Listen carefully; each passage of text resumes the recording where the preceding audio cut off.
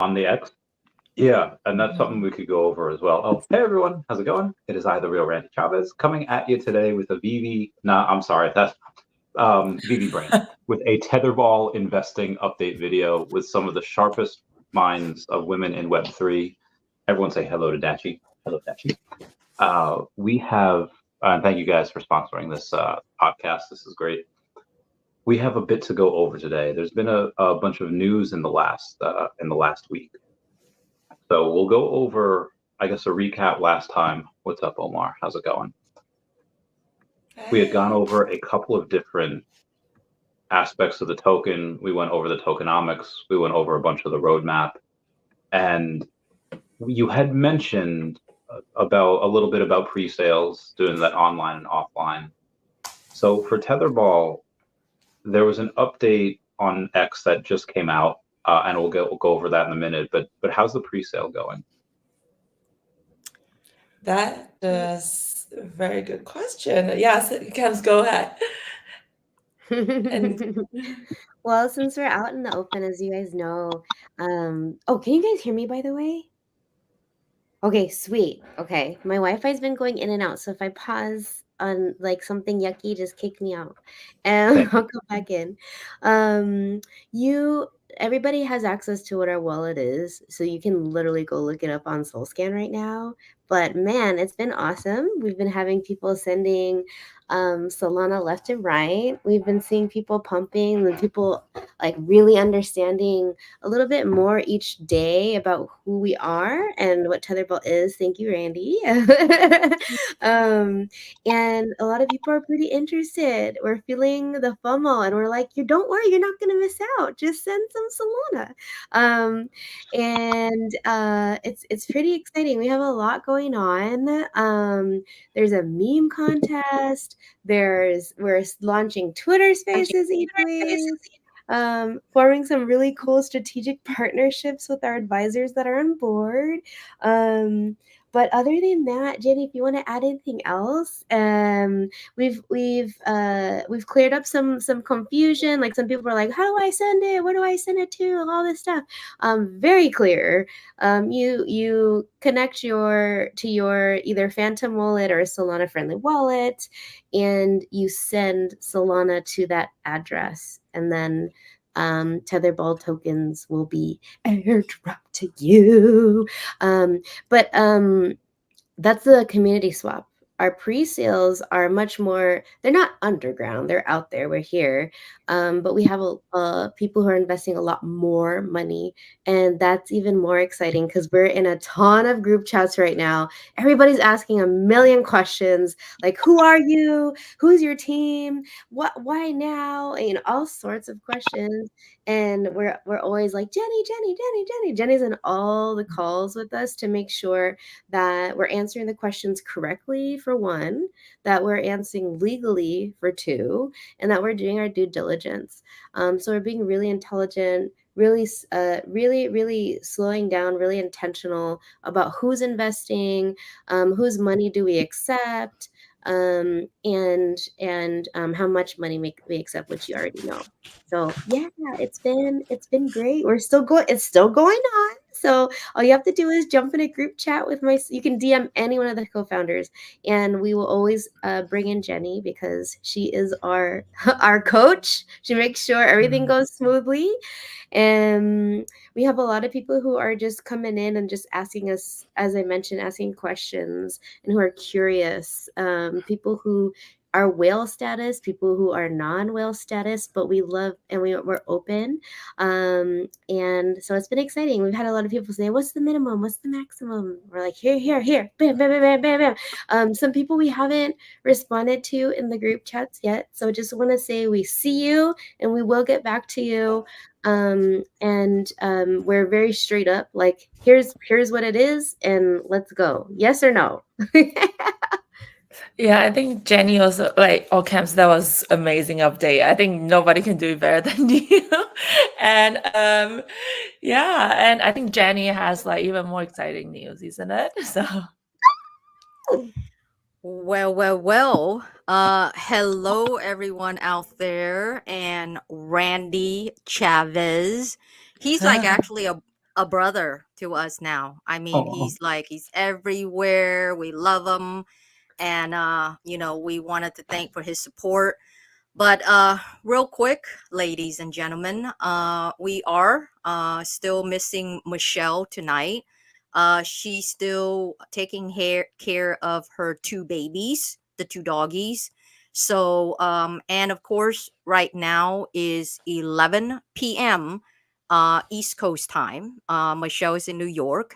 So we wanted her to get some sleep. And of course, she works for CoinDesk.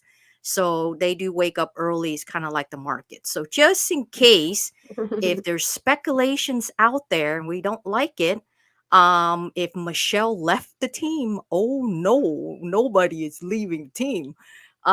So that is just it. And I also wanted to send a hello and a hug to my beautiful babes, right? Kwan Ning and Cams, the beauty and the brains of this group, Michelle too. And so let me answer and hello. Oh, I already said hello to Randy and everybody else out there. Now, okay, so let me concentrate. Okay, so in terms of the pre-sale, we do have two different kinds. Now, there is one that you do see online, which is the pin tweet on Tetherball coin on Twitter. We only have one social media right now. We can probably talk about that too, Randy, like why we chose that. And so we go into that a little bit further. So that's the online one, the public one for the community. Okay. So, and that is very limited because, our token supply is fixed 888, 888, 888. And so we already have done all of the math. The ladies made the decision to only raise $1 million of pre-sale, online and offline. The difference between online is that is for our community, because we would hate it to not have the online and only have the offline, which is the private sale for the whales. Then our community would say, well, hey, that's not fair. So just because we're not a whale, what we can't buy in, so that's why we have that. And it's very limited. As soon as we reach the limit, of course, this is blockchain. So you can certainly check our Phantom wallet on SoScan. I'm sure most of the tech bros, you could do that. And then on the private pre-sale cap at 1 million, that is also going very well. But because we're dealing with whales, it gets a bit more complicated. In essence, is legal has to be involved. Now, legal may not need to be involved only because the ladies and I wanted to protect the token and the community from being dumped on by the whales. So we came up with a vesting agreement. This vesting agreement pretty much, it's kind of like this, and I'm going to give an example. And this is a true story, by the way. So let's just say Randy, he's a giant whale.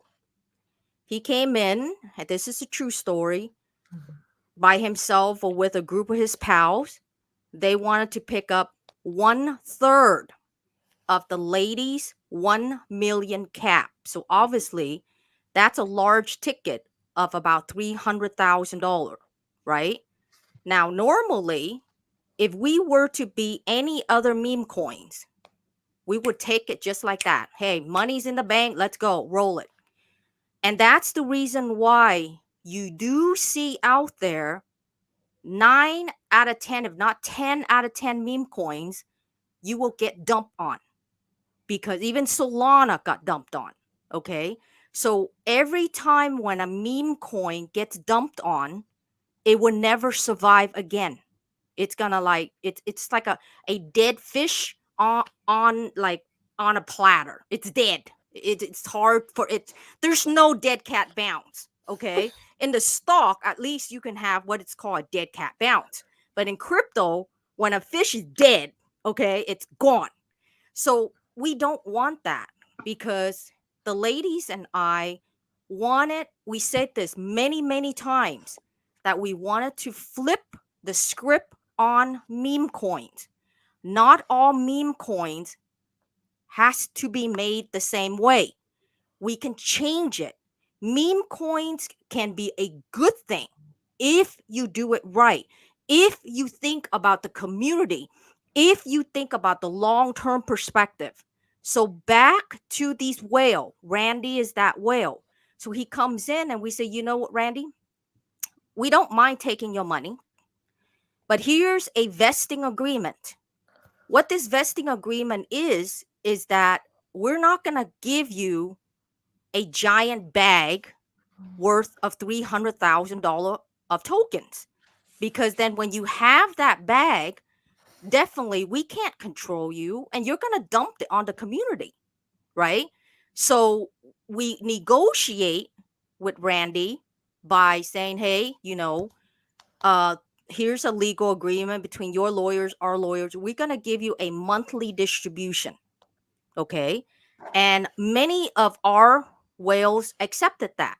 Now, on the private sale, whales can come from either, 5 grand, 10 grand, 25 grand, or 50 grand. Okay. There are different kinds of whales. There are whales that are extremely sophisticated, meaning like their VC background, they trade crypto stocks and they know all the terms. They think just because this is a female led team that they could come in and take the ideas, take a bunch of tokens, and then dump it on it and say, yep, those ladies are gone because they're a dead fish on the, on the platter. They're gone. We catch that. These ladies are not dumb. They're some of the smartest people I know. Okay. And another credibility that these ladies have is that they're not in it for the money. Yes, of course, we all love money. If I were to say they're not in it for the money, of course I'll be lying. But you're in for the money to a certain extent, that you also want to keep the longevity of the project that you're working on. So to conclude, back to Randy. The biggest whale, of course, we're still negotiating in essence. They want us to distribute monthly this big amount. We said, no, we're just going to do this much amount. So it's back and forth between lawyers and stuff, right? So if those are the things that are taking us longer than expected, and so therefore we may stretch the listing of our token until these legal situation with the pre-sellers are tucked away. But it's also good in essence is that the market hasn't been doing very well. Now, Kuan Ning is in Germany. We can blame her, right? It's her country that is basically dumping Bitcoin on the whole world, right? Kuan Ning, shame on you, right? So shame on you, right? You're dumping Bitcoin on, stop dumping Bitcoin. So Solana's going down, everything is going down.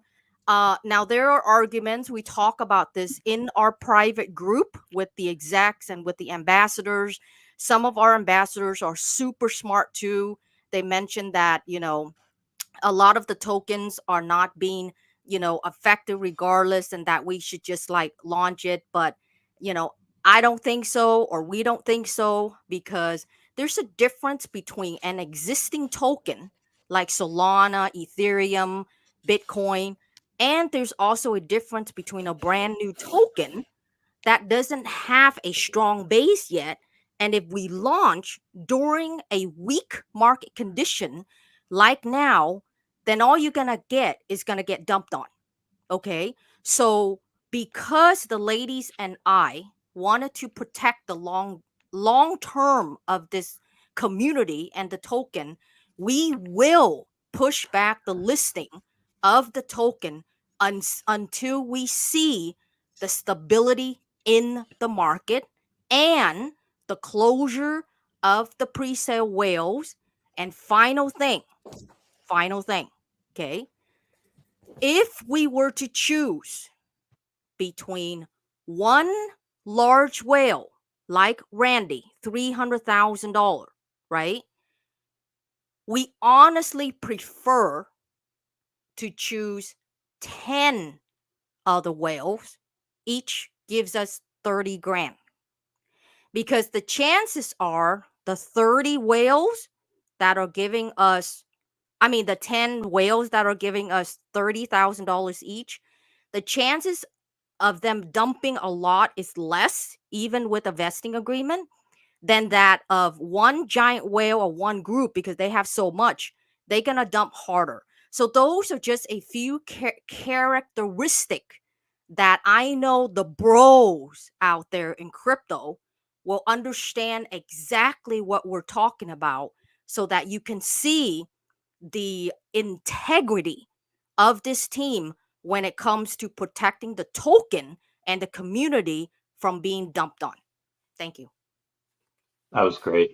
And you're not the only one that thought of that. Earth 2 didn't launch their Essence token until like a month ago.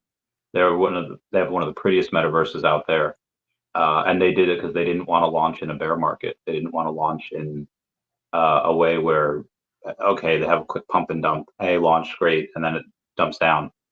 VV did that with Omi as well, where they said like, hey, we'll focus on exchanges again during the bull market, and they got a couple new exchanges this year, so that was really nice. So you're not alone in doing that. Great minds think alike. I think that's really good.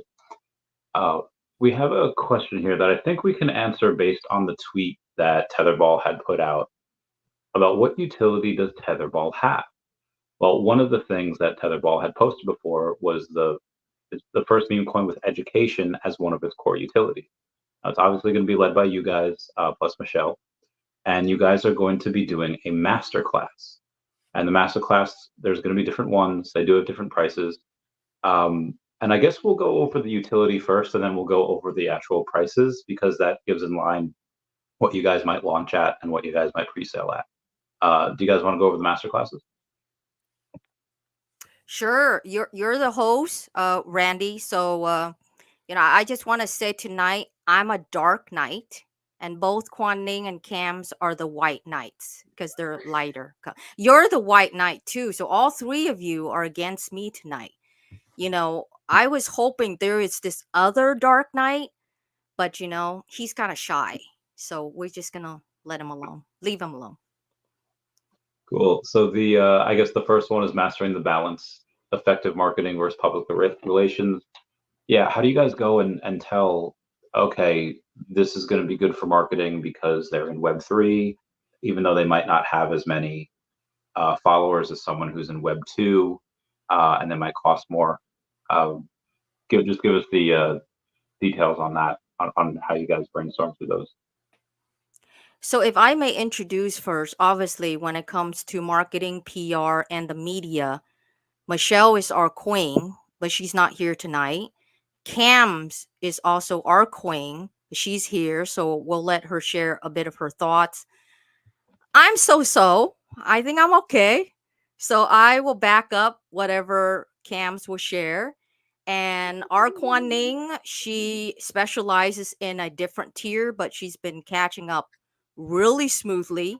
So she can share her thoughts too if we need to. But Cams, mic is yours. Okay. So one of our most exciting pieces of utility is education.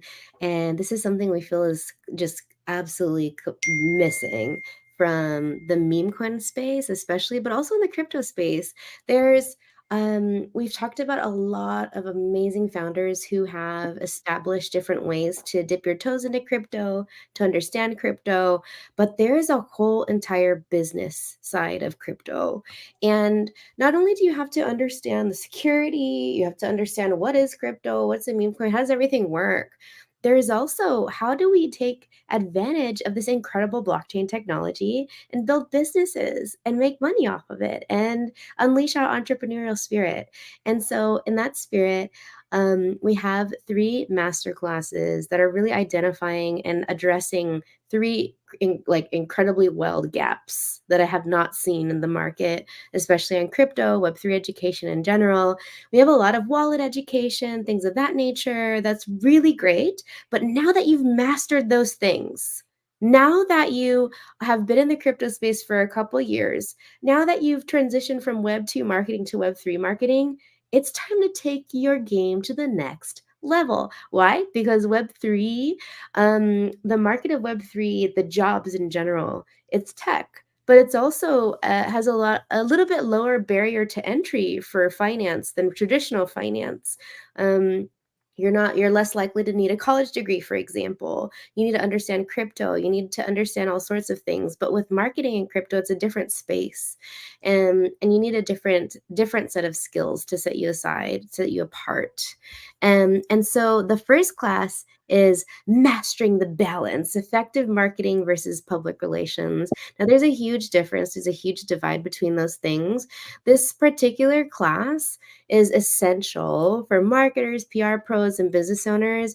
We've seen a lot, there's a lot of money left on the table for people who can really navigate how to market Web3 and crypto. And it's more than being able to talk to degens. It's how do we onboard Web2 companies into Web3 as well?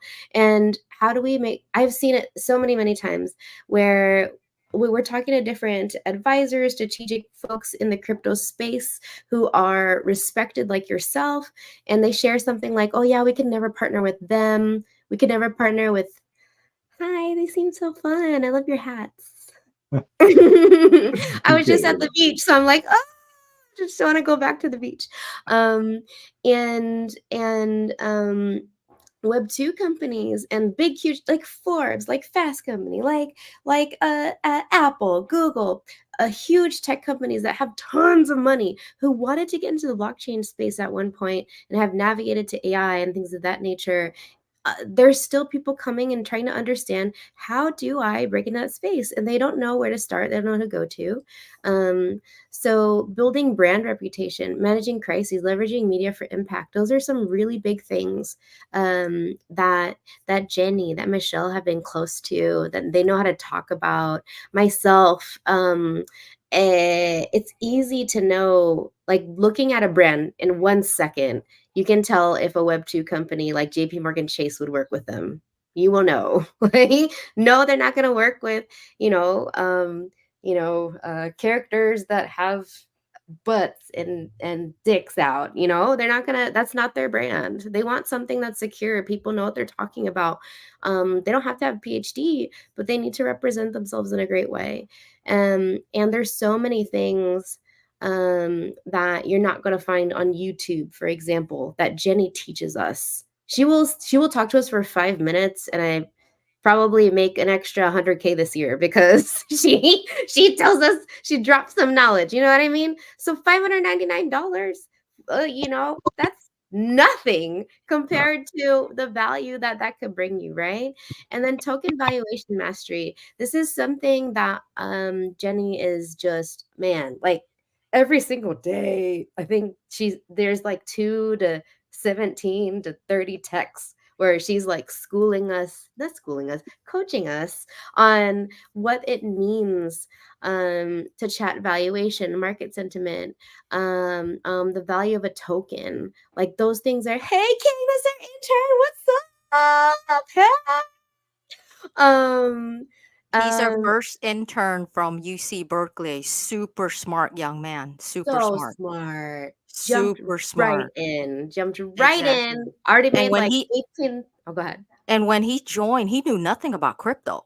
And within a week, I mean, he's like, he'll be asking me, "Is it time to buy Solana now because it dropped?"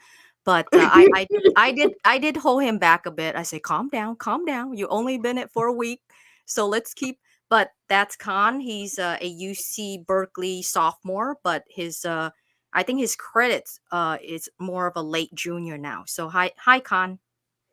Sorry, Con, Cams. Go your name Khan. wrong. Yeah, Oh my God, Khan. Con. Hi, Khan. Con. Kind of like Cams, but yours an MZ. His is Khan, like Shaka Khan. There you go. Khan. Okay, I'll never forget now. Chaka Khan. Yeah, right I there. will never forget how to pronounce your name now, Kyle. Okay. And we have 2 interns. So exciting. Jenny literally just talked about this last week. We are just keeping up on our word, and we're building on our roadmap as we had mentioned. And our interns just hit the ground running. And they're just like, what do I do? How do I do this? What do I do? And I'm like, I give them like very little instruction and they just run and they're like, bam. So it's so great. Internships again are just such an advantageous way to get into the market, to get into the career of your dreams that you want. It's kind of like in Mario Kart, like when they have the arrows, it's like that into your career. Hey, you Do I gotta know Mario love Kart? everything I love. We'd be besties in real life. I mean, we fangirl about like literally fangirl about so many different things. But back to the token valuation mastery class, price dynamics, and market insights. That's the next tier of masterclass. I can't even tell just from that title, probably people are like, what? If you said what, that means that class is for you. That's the class you should be on. Again, this is for people who are a little bit more into this is not for beginners. This is for investors, this is for developers, this is for crypto enthusiasts, but these are not for people who just made a wallet yesterday, for example. So this is more our target audience is more of those crypto enthusiasts who have been in the space for a little bit, or for those people who those fast, probably like Khan, like 6 months in, like let's do it, I'm ready. Understand that true value and project fundamentals. And third, and this is wild how much I have learned personally in the last month, just from like literally we don't talk about this all day. We'll talk about it like once or twice a week with Jenny, and just like a couple minutes of this and I feel like my mind's blown. So Jenny holds the secrets. She knows the stuff.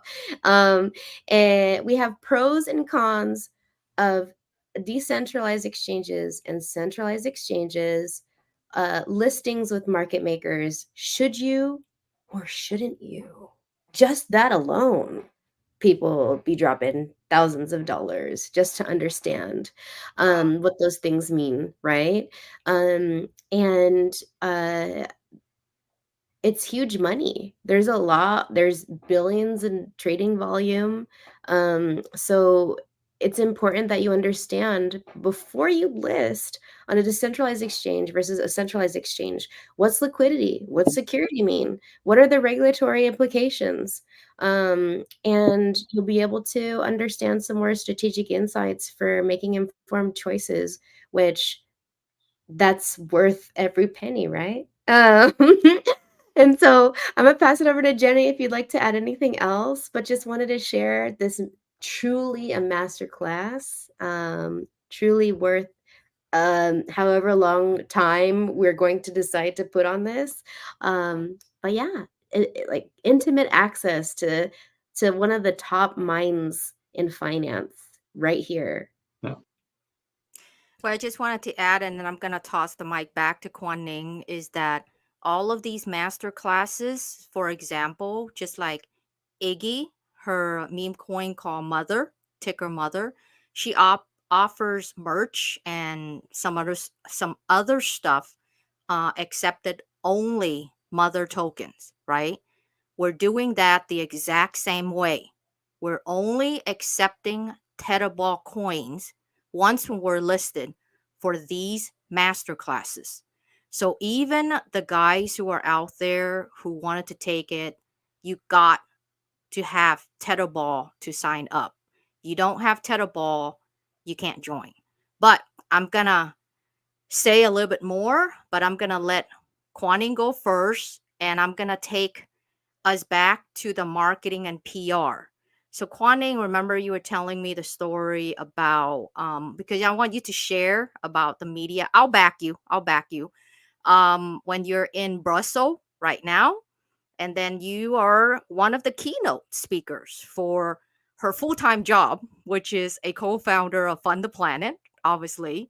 She's bringing her expertise of tokenizing the rainforest. Now, every time when I say that, I flip because I have no idea how that works.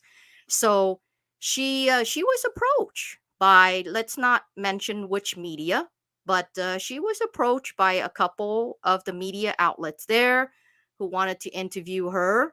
I will back her, but of course, as we all know, in the crypto world and in the media world, even when I get asked to be interviewed, uh, I may not see that published regardless, right? So an interview does not necessarily mean that is a guaranteed publication. So instead of me going on, I have a lot more to cover when it comes to marketing and PR, because that was Randy's question.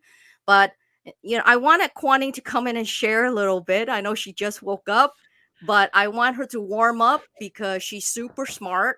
And so just share a little bit of that and whatever else that you wanted to share. Quanning?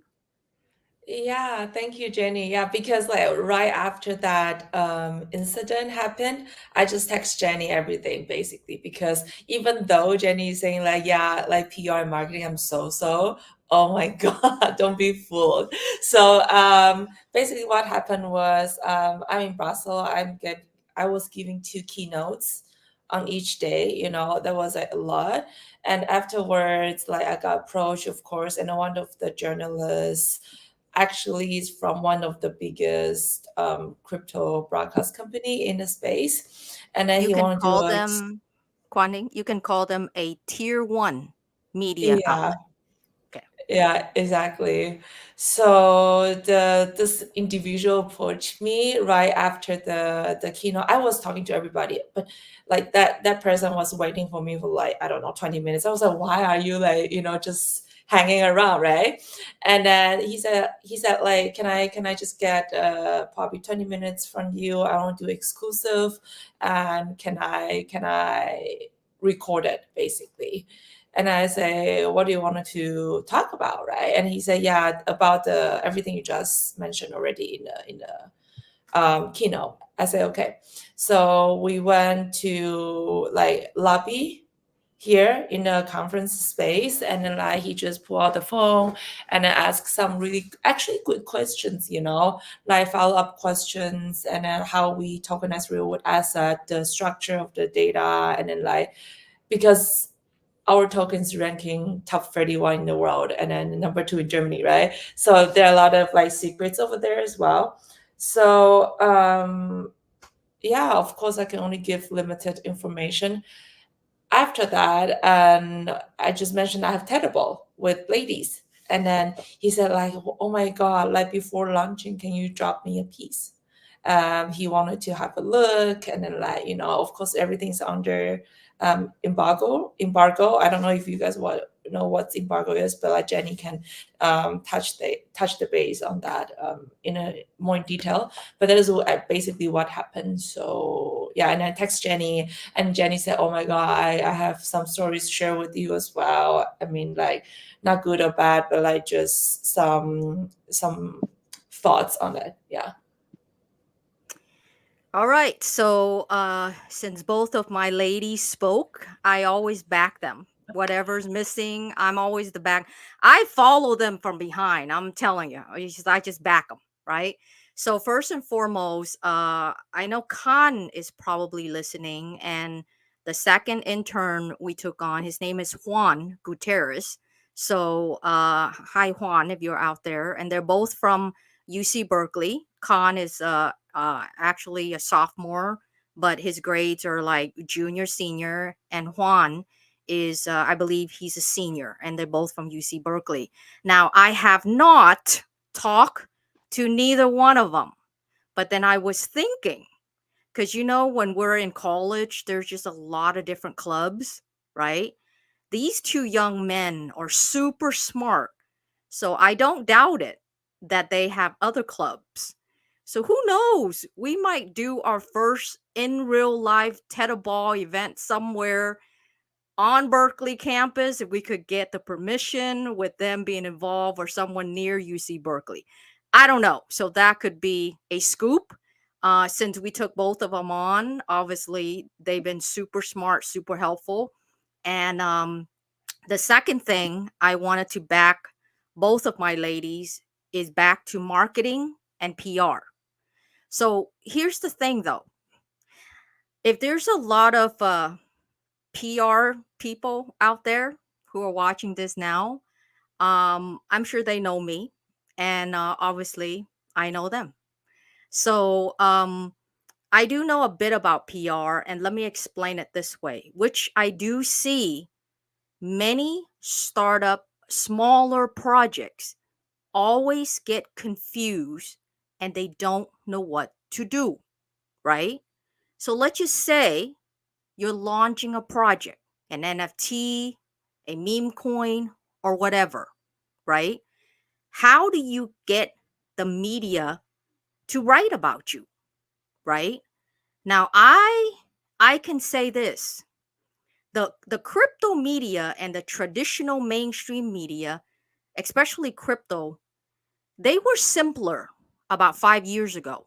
Now, in the crypto media, these are the tier 1 media. CoinDesk, Decrypt, Cointelegraph, probably The Block, and also Blockworks. Now, those came directly from crypto. You can also have traditional media that are into crypto, such as Forbes Crypto, Yahoo Crypto, right? And Bloomberg Crypto are a couple of the traditional brands that tap into the crypto market. Now, 5 years ago, okay, I can call up or I can email a reporter in Decrypt, Cointelegraph, CoinDesk, and say I have a story under embargo meaning that it's private, it's like confidential, that we have a date on top of that embargo that the reporters can read it first, but seal is the word. I mean, they can't share it because they're media, they have to respect that. So the embargo tends to have a date, like today is July 8th, and let's just say the embargo is lifted, let's just say Friday, July 11th or so. So from now to Friday, if the media, the reporters, the journalists wanted to cover that story, okay, our story or your story, they will call you up, connect, get on Zoom, get on a call. They will ask you questions, just like what Kuan Ning was saying, okay? Then from there, they still may or may not publish that interview. It's not a guarantee, okay? So that's one thing that we can share. I don't want to share everything because you got to pay for the master classes, baby, right? So we're not going to be here to, but we wanted to shed knowledge with you that the 3 master classes that we put out, not only the ladies and I are on top of the game when it comes to those topics, and yes, these ladies are women led, we can also invite special guests, or I even add this in for you. You're welcome. If you attend one of our classes and you pay in Tetherball coins for it, you're welcome to bring your attorneys with you. Bring them on. Bring your attorneys to the master classes, but you got to pay double though. It's not free. 1 spot per price. The reason why I'm saying that is because that's how confident we are with the materials that we're putting out. And if we don't, we will invite a specialist for that particular topic to back us or to add areas that we may not cover it all. Okay? So my final thing about marketing and PR. Marketing is different. Marketing is different. But PR, which is public relation, that is different. If you hire the right PR firm, not only if you're their client, but they charge a lot though. I would say a good PR firm the low end per month, you'll probably pay around $10,000 a month. On the high end side that I've seen, easy, 18 to $20,000 a month. And I'm not kidding you. I'm not kidding you. Okay. I know who they are. Okay. So, you know, you can do it yourself, but you have to be an expert. Like with this team, you know, with Michelle, Cams, and I, Quaning's been learning a lot because it's not her niche. We do it ourselves. We don't need a PR firm, right? Because we're well connected and stuff. But not necessarily these reporters will pick up your stories. Okay. You got to learn the difference between a press release, okay, a press release versus an interview story. There's the difference. And a good PR firm, if you're the client, you're paying them a fee, their jobs are pretty much two basic things. They help you to strategize, okay? They help you to strategize. And if you ever get in trouble, like, you know, haters, then they will help you to, to cool it, to set up with a plan and put stuff out in the media so it would dilute the fire, kind of like that. And the third thing that a PR firm will do for you, if you have the money to pay for it, is they would pitch your story to the reporters. Now, a lot of PR firms, they've already have a relationship with a reporter. For example, Randy's PR firm, he could just keep on calling the same John Doe at Bloomberg because they have that relationship. Every time when they have a story, they keep calling up John Doe. So sometimes I see stories from the same PR firm having the exact same writer, story after story after story, So that's cool because, it's no problem with that. But that's my point. And that's what you're paying them for, is their connection directly with the reporter. But final thing, just because you're paying them that monthly fee and they have that connection with the reporter, that still does not guarantee you to get a published article. You got to have a story. You got to have the great interview, because the PR firm can connect you and get you the interview. And they will be on the interview with you. The good PR firms will be on that call with you. Okay. But still, it depends on your story, how you interview, that will get your story published. Final thing, for an example, you see, I have a lot of stories out there. Okay. And that's how it works. Okay. There are press releases that we put out. I will share that in the master classes, but there are also it's called pitch stories directly to the reporters so they can write about you. So I'm going to end there. Thank you, Randy. Super great questions. Of course, thank you. And obviously, the amounts of what you would have to pay, I think, is insignificant compared to the value. Something I like to preach to the VV fam a lot is, okay, what's the price you have to pay and what's the value that you get out of it? Because price is what you pay and value is what you get. And considering all of your gals' backgrounds, the value is, I don't want to say invaluable, but the price you have to pay to get these master classes, I think is pennies or peanuts in comparison to the value that you get. It's a lot of utility that you get because you can only get these master classes by paying in Tetherball, which is great. And you had mentioned some haters in that response. Now, there is a saying that goes, if you're going the right way in a video game if you encounter enemies. If you're encountering these enemies, okay, you're probably headed the right way.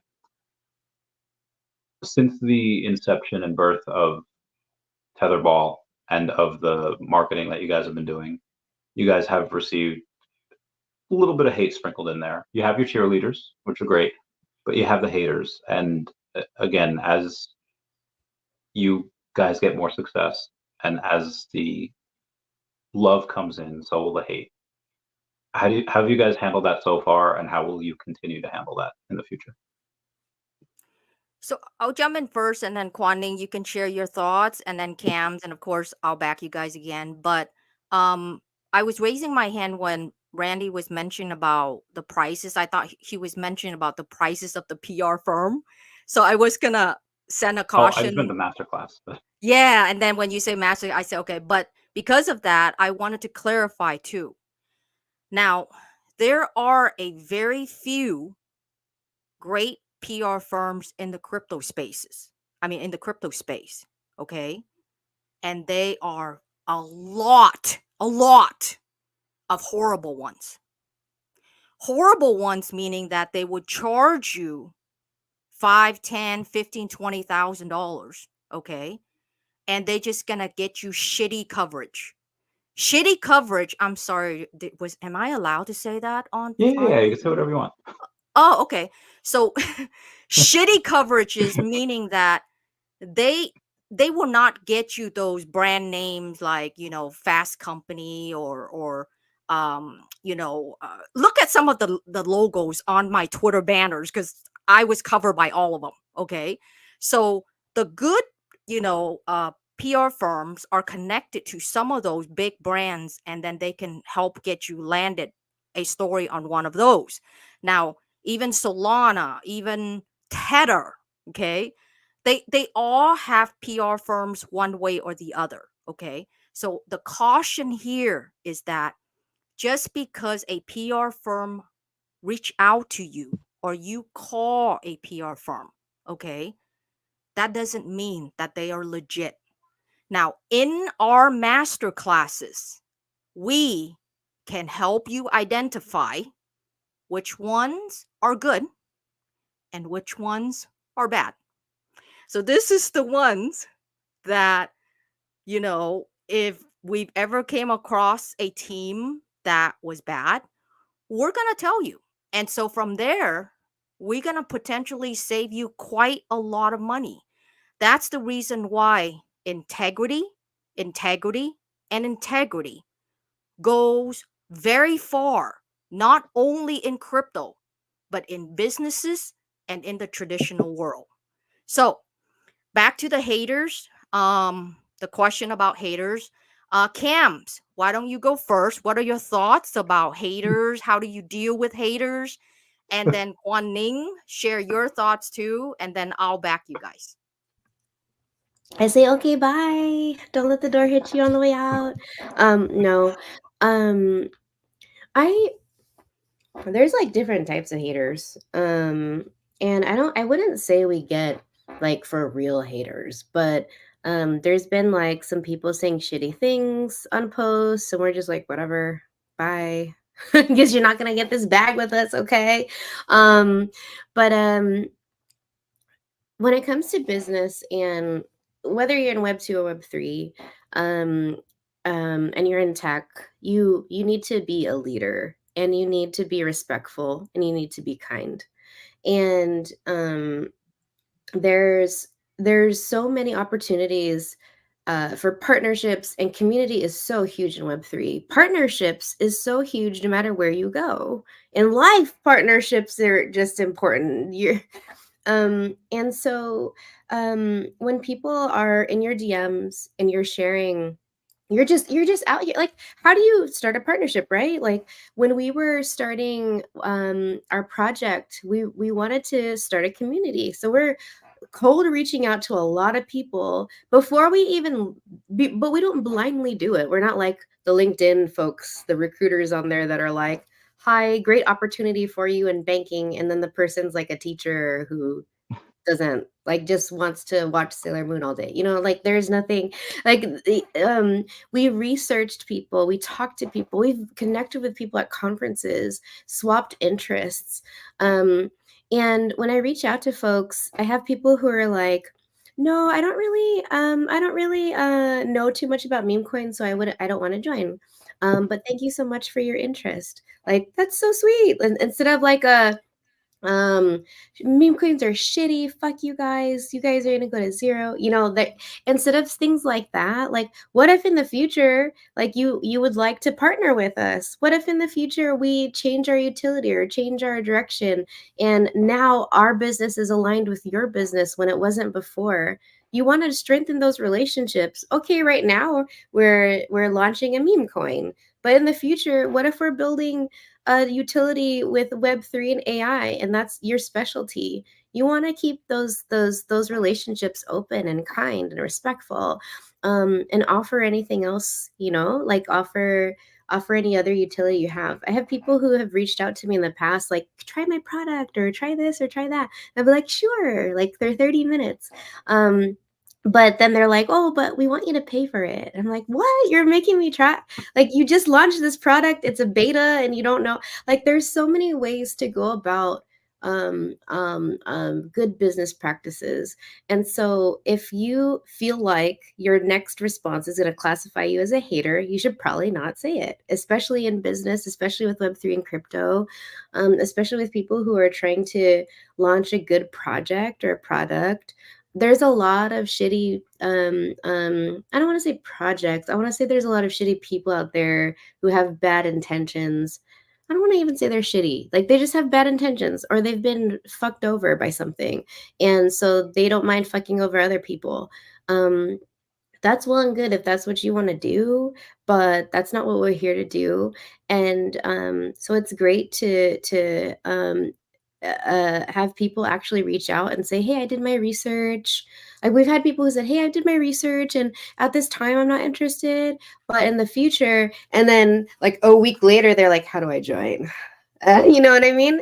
So if that person had said, oh, fuck this project or whatever, or I just don't care for meme coins, and I don't care for you guys or whatever. Like, if you're gonna respond like that, but then you realize in the future, oh my gosh, they have all this, they have this utility, they have this, they have that.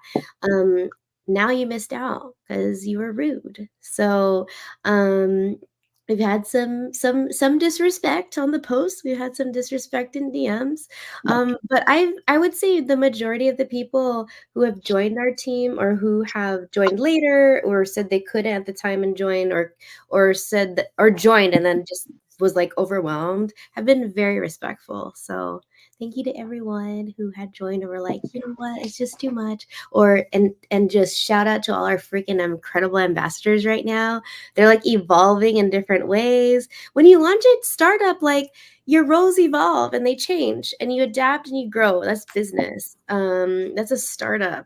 And we're kind of where this is like startup feels right now. So yeah, I hope I was Yeah. all around. But go ahead, Guaning. Yeah, Cam's is also really good at filtering those comments as well, because we don't stand, how should I say, we stand against like sexual comments. I think that is at some points really that we support, right? Because it's just not respectful, basically. So in terms of like haters, personal story, because in terms of like marketing or like brand building, I do a lot like more like D2C, right? Like Randy is doing, you just talk to your consumer or like audience directly, basically. I think that is also a pretty new way of a new way of kind of doing marketing or like brand building as well. So that is also really cool that I've been doing a lot. And I personally on other platforms have some trendy videos actually, and it has been probably 1 million views, still trendy. I still get followers every day because of that video, basically.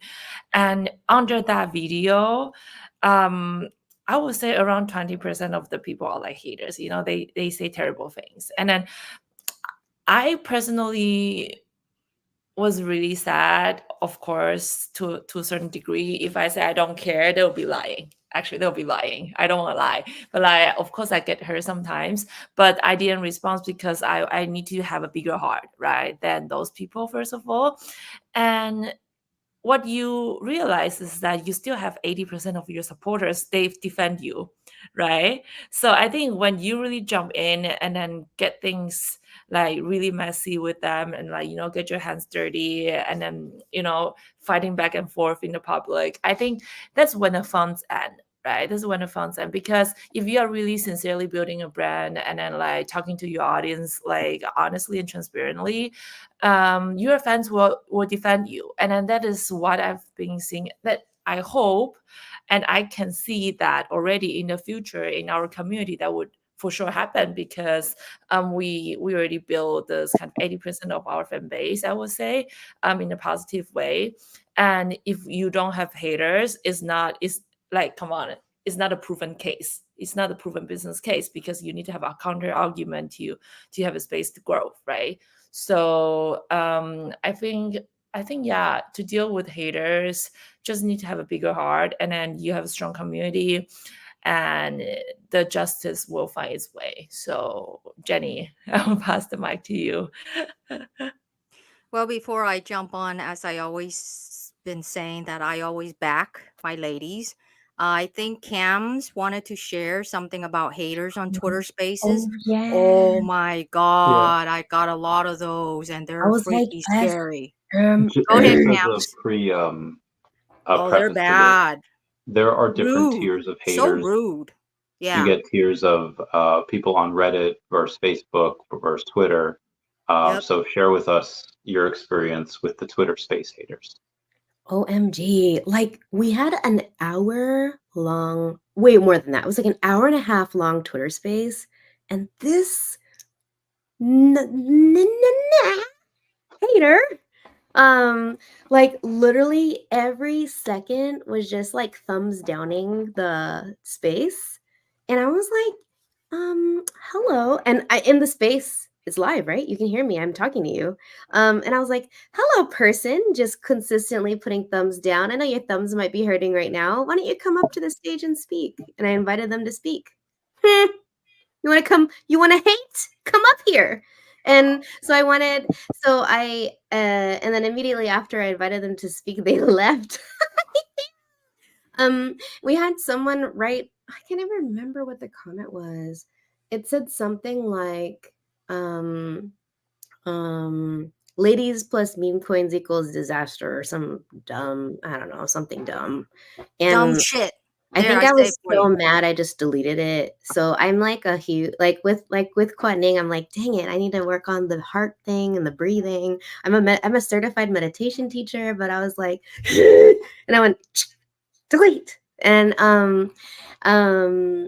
and I don't know what I would probably do the same thing. So maybe, I don't know, maybe I didn't have to breathe, because I would still do it because I'm calm now. But I've shared the story on CoinDesk as well. Like, it's on the CoinDesk. People who are listening and probably know that I was a podcast host at CoinDesk, and we got so many haters on like each post, just random haters, for women in Web3. And in person, I went to an event, and I had this guy who had over 100K followers on Twitter, and I still, to this day, follow him because I'm just like, ugh. And he said to me in person, I brought my friend who had never been around crypto, but she's super smart, wealthy woman, young. And she joined me at this party. And this guy said to my face in person, he was like, women do not belong here at crypto events. They don't belong in crypto. They don't belong in Web3. They should be at home taking care of their kids and their family and cleaning. And I was like, did I teleport to the 50s, the 1950s? And there's still, I will not name some names, but there's men out there who just discredit and discount women, especially those who discount women who are over the age of 30. I still want to kill them. I will not, obviously. I will not unalive anyone, but it makes me want to. But yeah, so I just look at them and I'm like, you know what? I'm gonna work on mine, and I'm gonna make sure me and mine are taken care of, and just, who cares? They are a non-factor, as the fashion world would say. Go ahead, Jenny. I love the Cams rants. Well, all right. So I'm gonna back the ladies with just three things. First and foremost, I always get this every time, but I'm gonna sort this out once and for all. To the Michael who just sent me a message with a verified blue check mark, who is there's a CEO next to your name, asks how old I am. So let's sort that out first. First and foremost, it's not nice to ask a woman how old she is. And the fact that you're asking, that means I probably look damn good. Okay. So that's number one. But I'll answer you because we promise that for every questions being asked, we will try to give you an honest answer. I've shared this before. Four of us, Kuan Ning is the baby. Okay. We're not giving any numbers here. Next to that, a few years older is Cam's. She's happily married, by the way. I love her husband. Okay. And then there's Michelle and I. Okay. So we're just a couple years older than that. Okay. So if you're double sleeping calm, if you double all of our ages, that's great. So but let's just say I know who I am. I'm an Aries. So um when a man asks a woman how old she is, what that means is he cannot tell how old she is. So that's always a compliment. And so I thank you, Michael, CEO, with a verified blue check mark. All right, so let's tuck that away. So the second one, I just want to say a little bit about haters. Now, oh, he's an Aries. March Aries or April Aries? Because there's a difference. Okay, sleeping comics. Are you a March Aries or an April Aries? Because I know a lot about Aries. And you know Jenny, you should what? do a masterclass on astrology for real. Exactly. I You'll get will. Don't know so this person. much. I will. Oh my God, you guys gonna fall in love. But the thing about it, April Aries. But the thing though, when it comes to Aries, I'm gonna give you a tip. April Aries supersedes March. Trust me. And it's not because I'm an Aries, April Aries. The second thing is, oh, well, she's beautiful too. And the thing about it is, it doesn't matter if you're a March Aries or an April Aries, the female Aries will always be more powerful and more intuitive than a male Aries. So sorry, Sleepy, but bad mommy just surpassed you there. But yes, we should have a master classes on that. But when it comes to haters, let me mention a little bit about that because I deal with haters all my life because look at where I'm at, right? Because if I were to be affected by haters, yes, I love Sagittarius.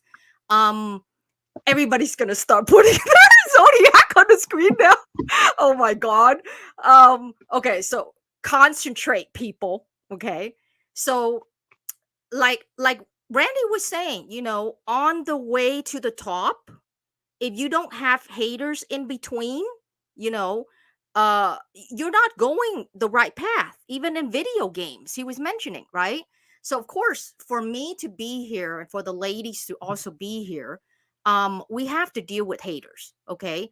And I just wanted to share one thing that I didn't hear the ladies were sharing it is that Twitter is very easy to become a hater. All you got to do is open a brand new account. You have 2 or 3 followers hiding behind a brand new account with nothing. And you could just simply said, this is a scam. We recently had that on one of our tweets. And they would speak in Chinese, right? Because assuming they're targeting myself or Kuan Ning, right? That they spoke in Chinese and said, this is a scam. Now that's ridiculous for 2 reasons. Number one, we're fully docs. Hello? Okay, we're not gonna rock this and run. I mean, you guys know who we are. Okay, we're actually the first. We're probably I believe we are the first meme coin that everyone is docs except our ambassadors. We let them choose to be docs or not, right? But the core team members, we're all dogs. So who have we scammed? That's number one. Number two, hello, we didn't even list the token yet. How do you scam somebody when you haven't even, the token is not even listed yet? So I just wanted to put out there to those who have a much weaker heart than we do. Trust me, we're very, we don't care, okay? Because we know who we are. Kwan knows who she is. Cam, she knows who she is. Michelle, and definitely me. Okay, we know exactly who we are. So haters like that are not gonna bother us at all. We're just hide them or something. But just in case within our community that you see something like that and you get weakened out, or you follow the herd and you believe that we are, scammers, then maybe you don't belong in this community because you don't believe your leaders enough, that you have to believe someone on Twitter with 2 followers writing in Chinese saying that we're scammers, and then you use that and say, oh, you guys are scammers because he said so. See? So if we use logic will always give you an answer. Okay? Now, I'm going to end this part about the haters with this question we've been asked a lot. That is, why did the ladies and I chose to only have Twitter to start out? No Facebook, no Instagram, no TikTok, no Telegram, no Discord, none of those things. Although we already reserve the handle for each of those platforms. So when you go to each of those platforms, you search Tetherball coin handle, that's ours. The reason why we chose not to use them at this time is very strategic, and I'll just share just a couple reasons. Number one, I've had my fair shares with Telegram and Discord. Telegram and Discord are very toxic.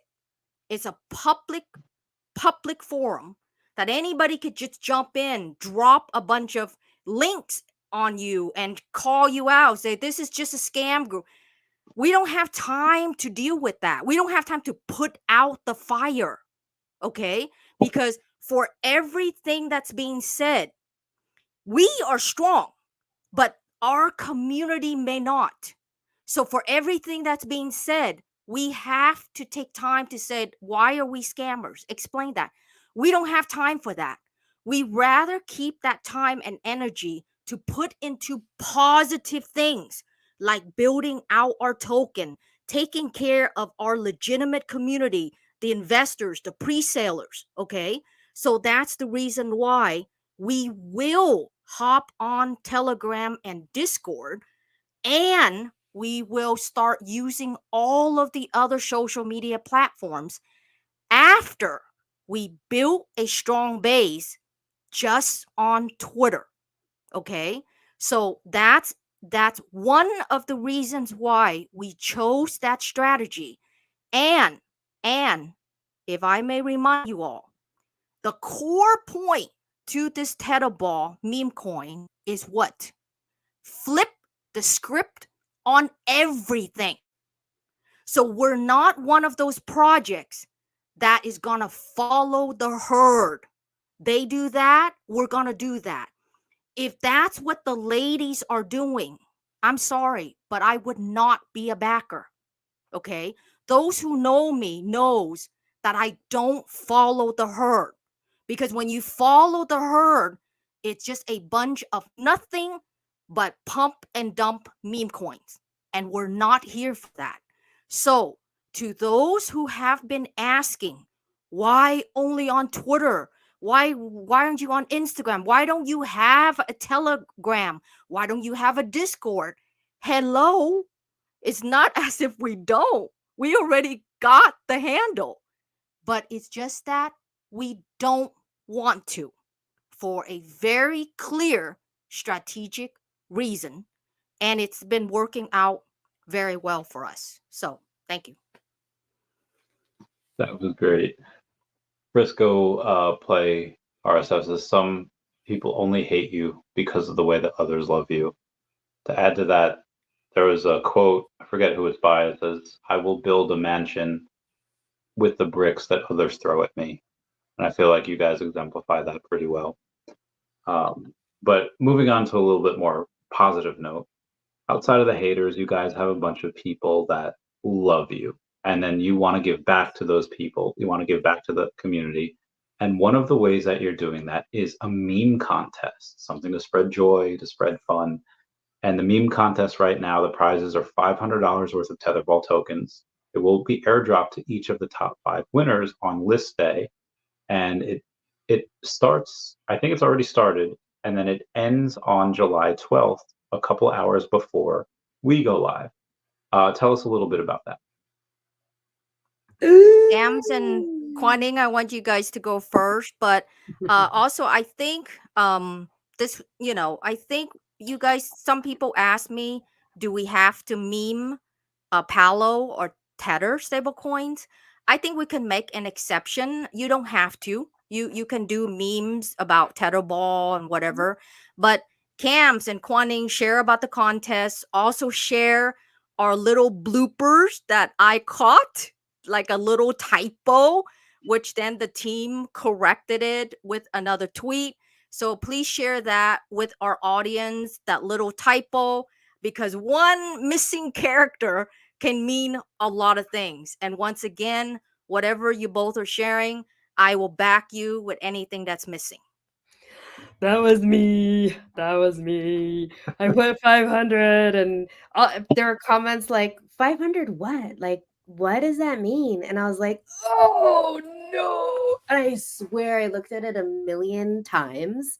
I read it. I was like, is this good? Is this good? Is this good? And I even showed my husband, is this good? And then went and posted. I was just so excited for the contest. And I was like, let's get it out there. Let's get it out there. We're at the people want it. The people want it. People kept saying, are you going to do contests? Where's the memes at? Come on.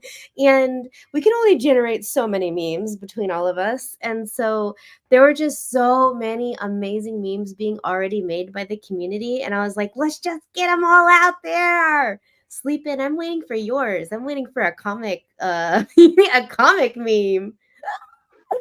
That'd be amazing. And so we wanted to deliver. It was always on the roadmap to do contests. We have it in our tokenomics. We have it set aside a certain percentage for incentives and for community. And it's just a drop of our incentives. But yeah, wham bam, thank you, man. $500. That's 5 Benjamins. Thank you very much. That's a lot. Wow. To imagine spending like, I don't know, 30 minutes making a meme and then we crown you the most creative or the most funny. What?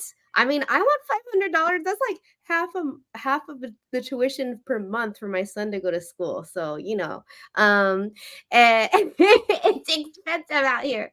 And so it's and the thing about memes, and I used to just think they were just hilarious. Like my husband and I's relationship has evolved into us sending memes back and forth to each other like every single day. Maybe it's something we make or something we saw. And it's just a beautiful way to connect with others. It's a way to stay in touch and to immediately show someone you're thinking of them. And Kuan Ning still said it best when she was like, the smartest, you have to be smart to make a meme. It's like it has to be instant connection. It's very small real estate to get the point across. And you don't have that much words. It's just images. It's pictures. So it's a different form of communication that supersedes language. And I just think it's just so beautiful. So excited for this meme contest. It is running till Friday, so get those in. Tag people. It's very simple. Post your meme, tagging Tetherball. You have to repost the original post, and then tag a friend. Yeah, just you can post as many times as you want. Unlimited tries to get 500 buckaroos. With different meme, right? With different memes. Different memes, right? Yeah, do not spam the same meme. You'll be canceled. Different memes. You can come up with completely different memes, and it could have the same background, but it has to have a completely different content.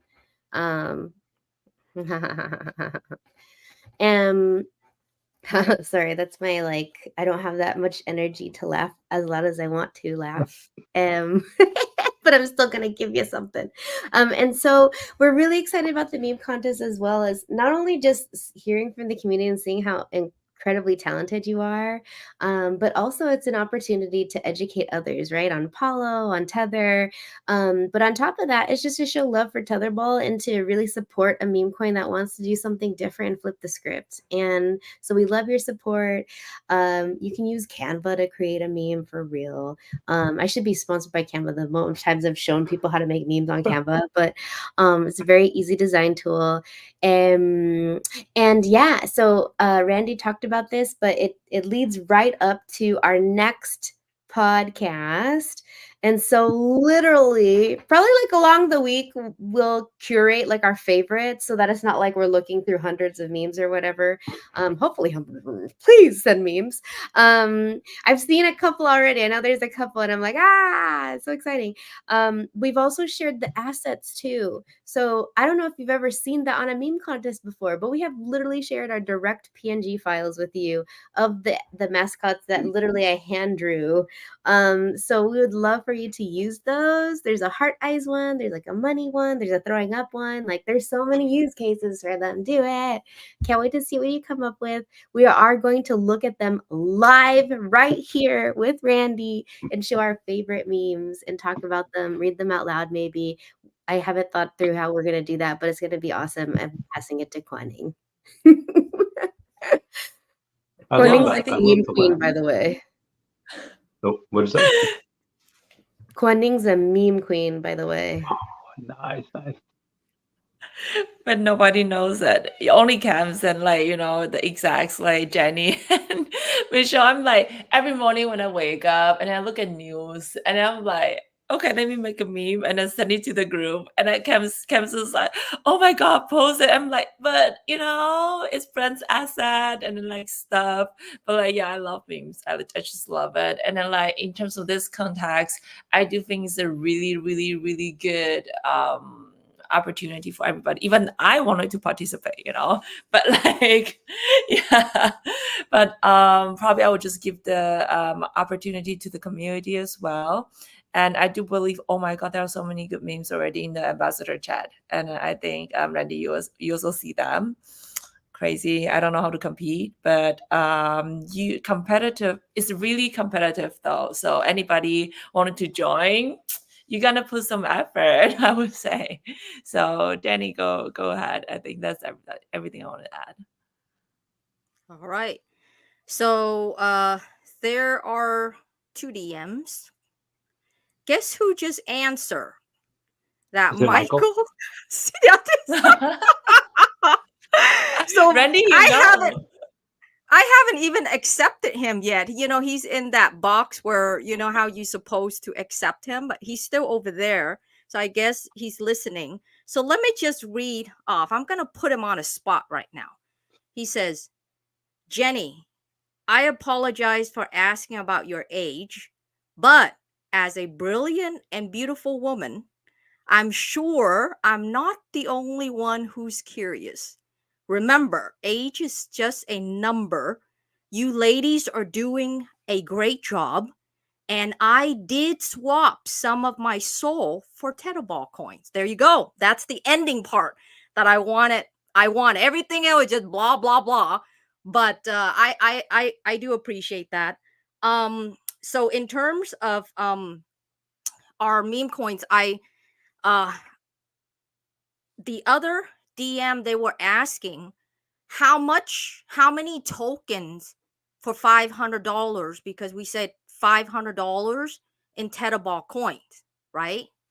Now, if you attend one of our master classes, which we're not offering this yet, the ladies and I can teach you how to use common sense.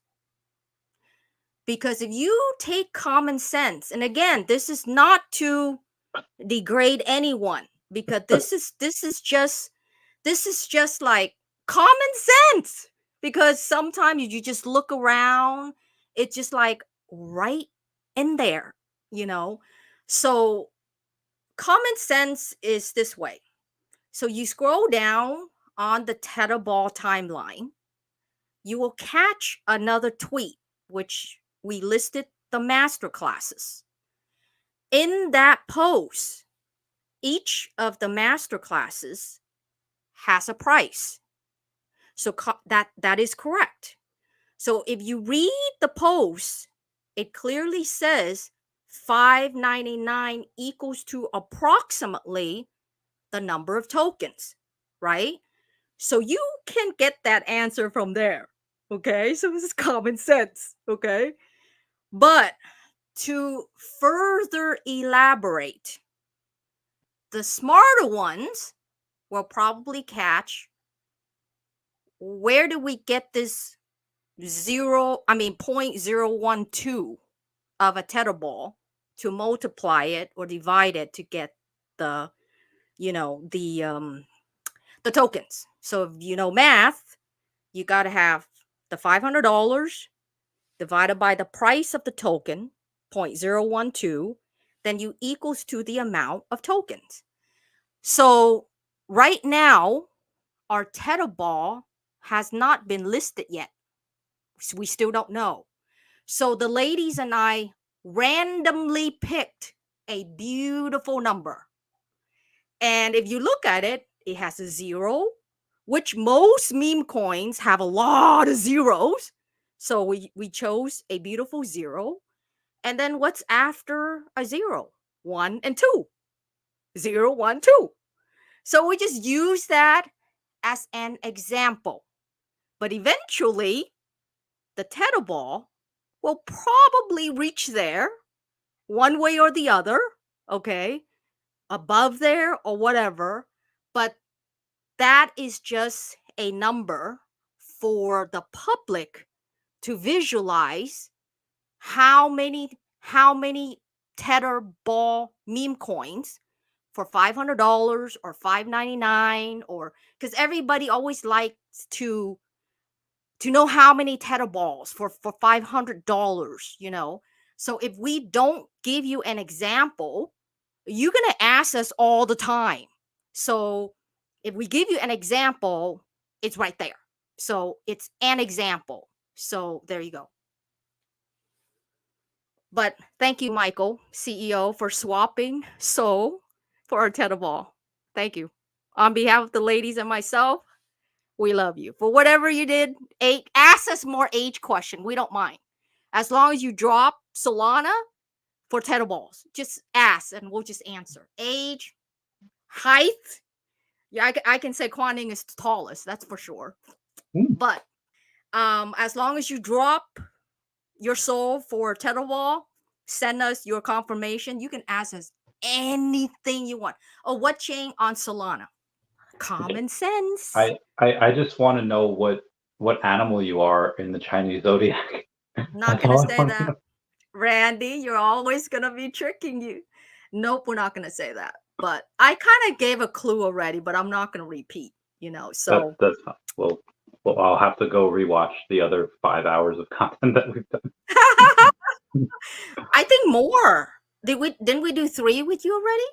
Or 2? I think this is the third one. Third one. Is it? Okay, so 4 or 5. Yeah. That's what you're about 5 hours. There you go.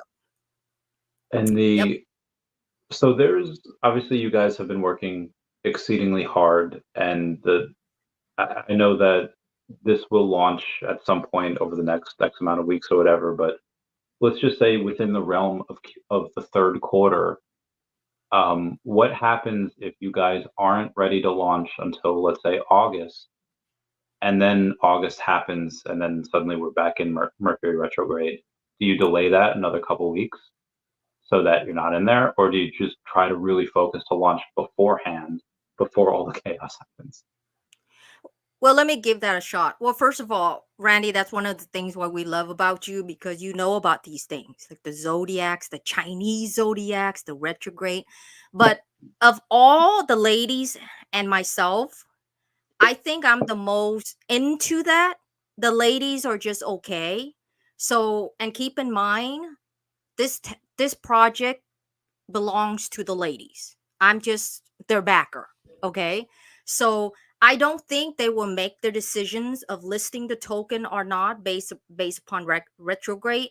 I think there's a couple of other better um, uh, indicators that they would list the tokens. For right now, I believe we're not going to list this week, only because we're currently monitoring Kuan country if they're gonna stop dumping Bitcoin.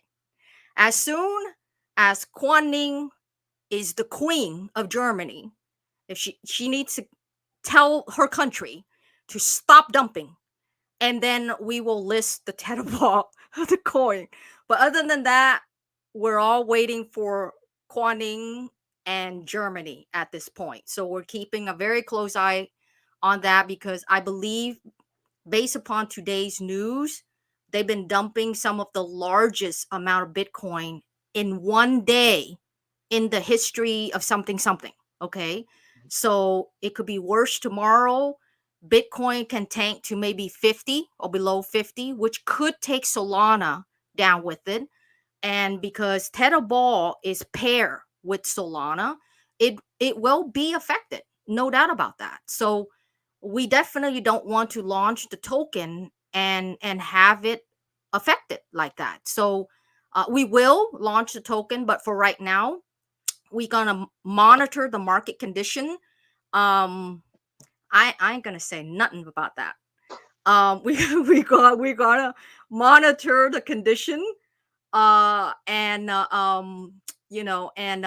see, you guys mess me up when you guys do things like that. And then we will launch, okay, monitor the market conditions week by week. That's what I want to say. Then the ladies will give the green light to launch. Right now, I just want to say everything is done, because the bros out there knows that when you launch a token, you can set everything ahead of time. So all you got to do is push a button and boom, it's live, right? So we got it all done. It's just that we just don't want to push the button yet. So that tells you that the ladies are very cautious with the community and what they wanted to do, because we're all docs and we definitely don't want anything bad to the brand, the personal brand that each of us have already built for years before this project came about. Great. On the opposite end of that, obviously with Germany, another 133,000 Bitcoin that they're about to dump. On the opposite end of that, there is some good news. Obviously, the Ethereum ETFs being approved, and then speculation on the Solana ETFs coming, because we had a bunch of people go and apply for those. If that happens, because Tetherball is on Solana, what happens to Tetherball when suddenly hundreds of millions, if not billions of dollars, goes into Solana ETFs? What happens to Tetherball in that case? I think that is a really good question. And I wanted to add something before Jenny answered it. So do you remember that in the very beginning when we just got to know each other, and then I think Jenny already mentioned, guess what? Solana ETF is gonna be there. And then that was like around 1 month ago, right? Like, no, not 1 month, probably 3 weeks ago, 2 weeks ago, right? And then Actually, 2 months ago, something like more, with Randy, yeah, oh, okay, exactly. gotcha. So Okay. with Jenny, for sure, it's already 2 months ago that we built the projects together and stuff. And Randy, do you remember the first time when you joined the video call with us? Jenny already mentioned that. And then again, it's like again, we just like spot on again. And then I think Jenny, you also mentioned that probably the meme coin ETF might also come up, right? That's just we it's not financial advice. Do your own research, of course. But I think this is the second time we spot on something. So yeah. Jenny, go ahead. You wanted to put some thoughts on the ETFs. Well, Cams, I'll let you go first because again, I'm here to back you guys. No, you don't want to take this one. You don't want to say anything. I just love how you go like this, and I wanted to try it on. Like I was like, "Ooh, that looks so fun to do." I will let you speak, Jenny. I haven't been up to date on the last. OMG, that's the husband, by the way, everybody. If you want to creep on him, um, I haven't. There's so much going on in crypto that I'm like, oh my god, I haven't been able to consume all of the stuff that's going on, so I don't have a complete formed thought on Solana ETF, but I'm super pumped. So I'll pass it to Jenny. Gotcha. Now, when it comes to ETFs, obviously we're most excited because traditional fund managers like BlackRock, UBS, Fidelity, they all came in. These are some of the largest money managers in the world. Like they manage trillions of dollars. And that's my world. That's where I came from, Wall Street. So there are pros and cons when these guys get in there. We may set up a master class about that. Okay. Because nothing, again, I remember when BlackRock first started talking about their pro Bitcoins after years of bashing Bitcoin, right? The same thing as Jamie Dimon of CEO of Chase Bank, JP Morgan. He said the same thing. He kept saying crypto is a fraud or Bitcoin is a fraud. But on the other hand, his company, his bank, launched the first token on chain. Google about that a couple years back. So don't listen to what they say. Look at what they do. I do know that BlackRock has been loading up a lot of Bitcoin lately. But here's two things I want you folks to think about out there. Okay, now keep in mind, I was a former analyst on Wall Street. So I do see these things far in advance. Okay. Am I 100% accurate? No. And I've never claimed to be. But that's what analysts do. They make a forecast based upon what they see, based upon their experiences of what they see. So let's take the current dump of Germany right now. Certainly, BlackRock can buy every single Bitcoin. Not only that, UBS, if you Google the top 5 largest fund managers in the world, is BlackRock, UBS, Charles Schwab, Fidelity, okay? Those guys. And they're all into Bitcoin, all of them, okay? So if they're buying now, we wouldn't see the dump. Okay? We wouldn't see the dump. Okay? Because if you understand supply and demand, right? If there's demand, it doesn't matter how much pressure of selling, there's demand, it's not going to go down. Number 2, this is where we should have a master class about liquidity. And I've shared this before I backed the ladies and the Tetherball. Is on Twitter, I've always said that Michael Saylor of MicroStrategy, he kept buying Bitcoin,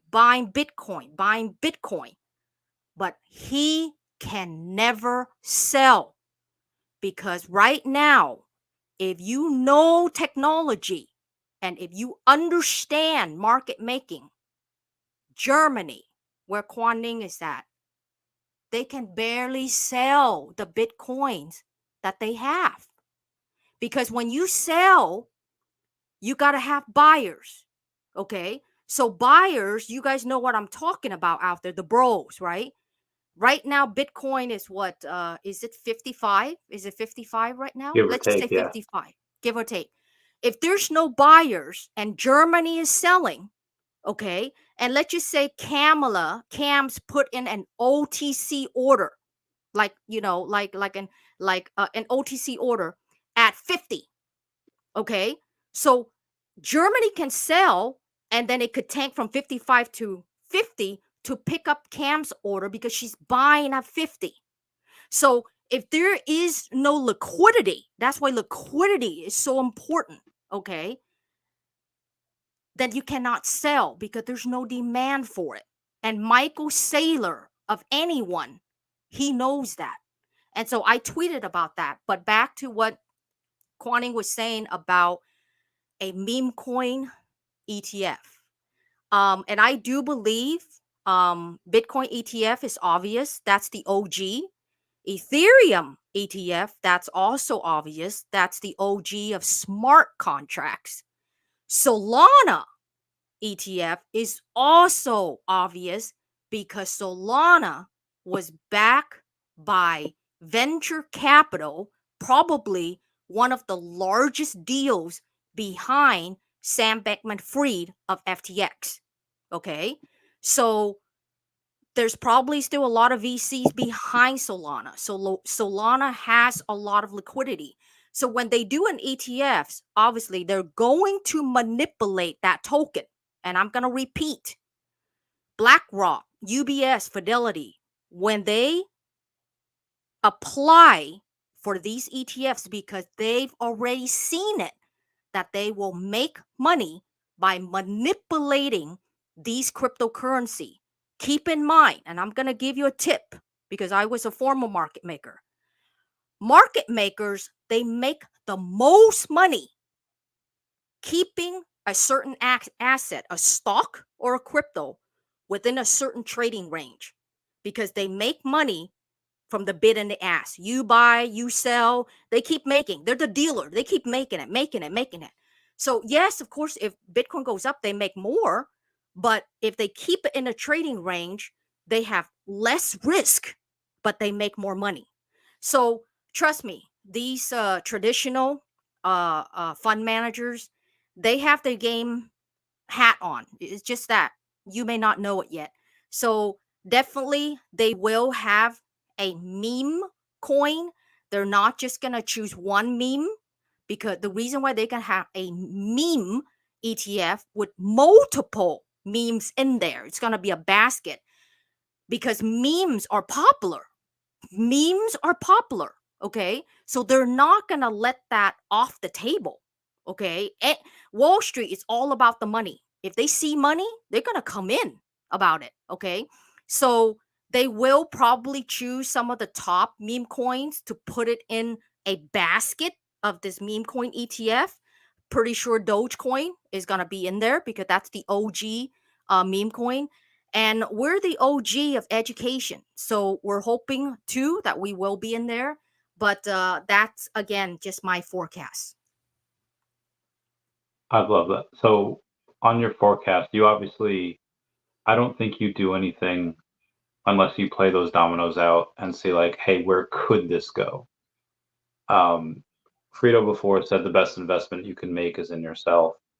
My friend Vinny used to say that the second best investment you can make is in other people.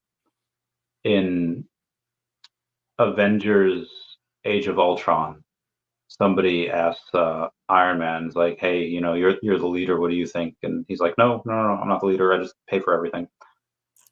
You have breathed life into this token, into this project. You created jobs.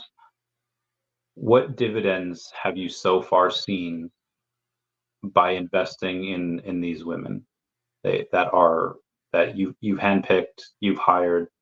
What dividends have you seen so far from that?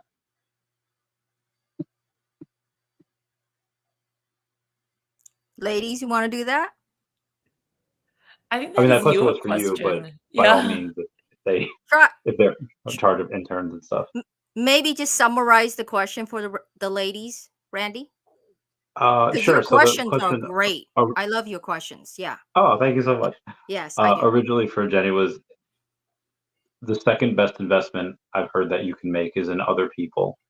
And as Jenny has invested in you guys, into the project, and you guys probably have invested into the interns and just the people that work beneath you and alongside you, what are some of the most valuable things that you've learned from people that you were actually meant to teach, and how has that changed you, and how has that changed the project? Okay, so I'll answer that. It's a little bit personal, and those who know me well, I I'm very private, and I don't like to share personal stuff.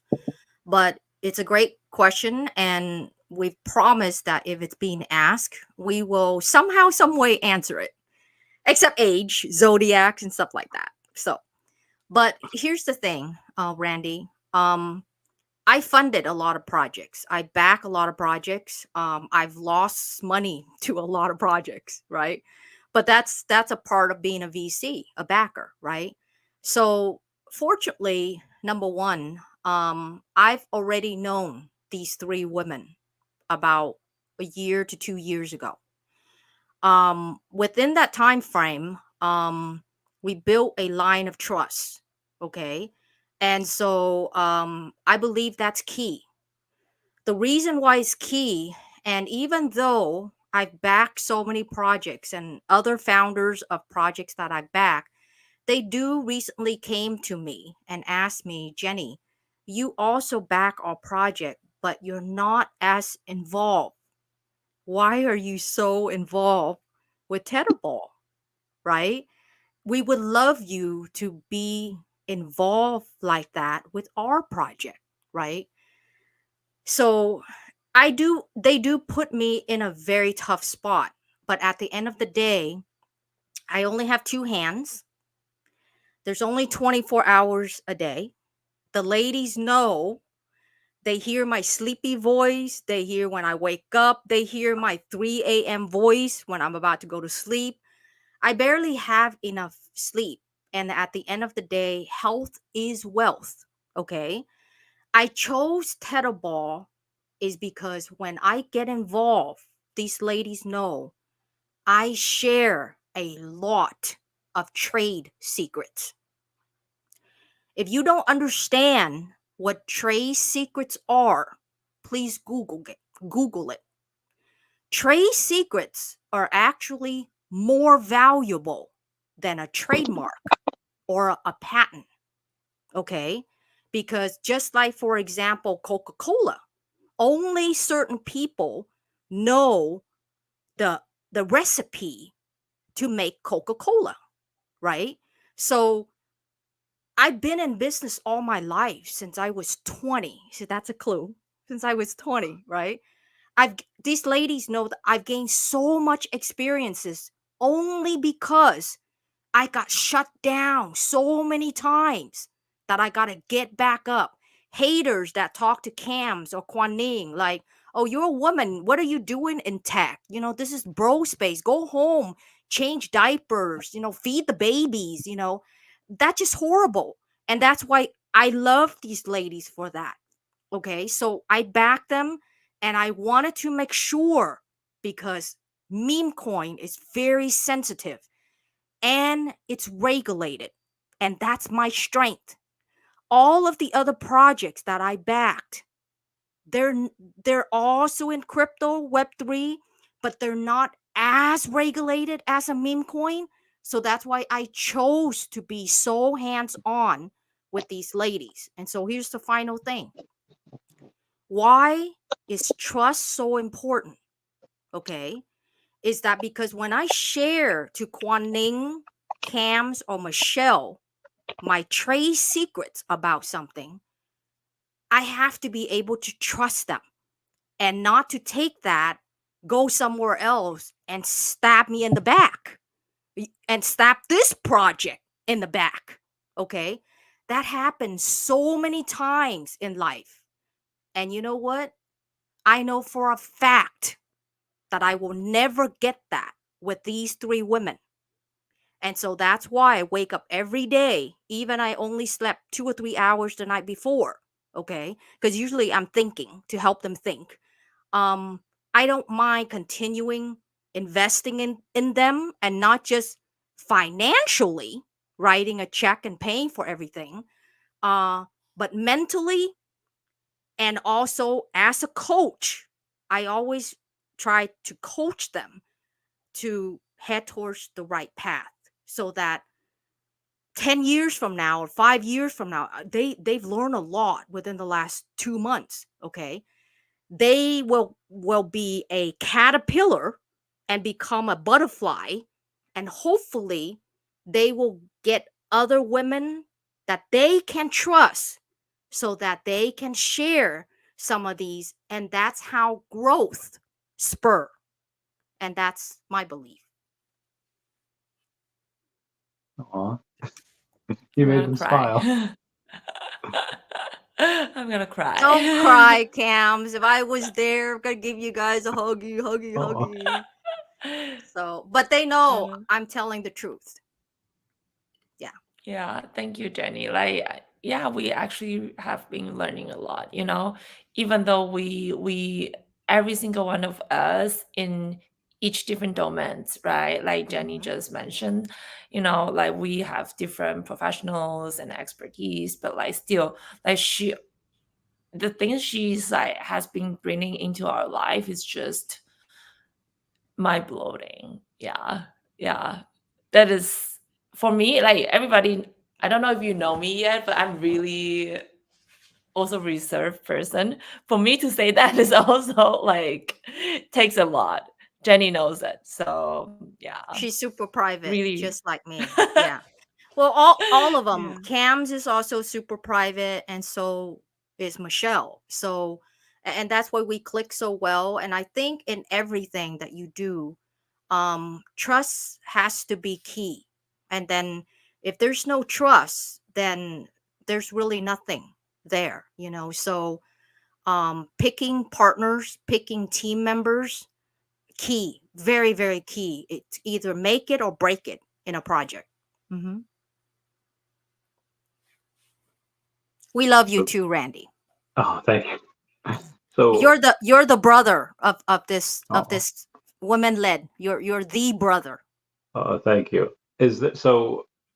I don't know if it's I guess one of the I guess you could be an intern and be uh, either a male or a female, based on what Kang has your reaction to Kang. So there's something else that some people are wondering, and obviously you've talked about your inner circle a little bit. Can people still join the team if they have something of value to bring in? Are you guys still hiring, or is that something that we have our team and we're So we have about 13 minutes. Cams, let's take that, and Quaning at that. And again, I'll back if you guys forget anything. yeah? So Go be the ahead, last one. Cams.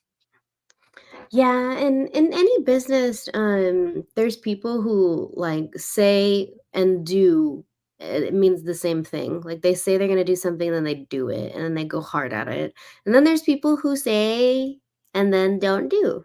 And so there's there's a couple of those that we thought we have, and some of them have respectively said, "Hey, I just have too many projects."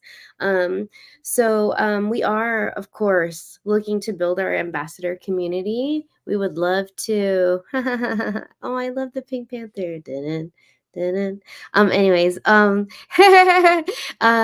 so we're still looking for people with all sorts of talents. If you're like, man, I just want to join and just make all your memes, or I want to join and I really want to work on my marketing skills and I want to grow in that way.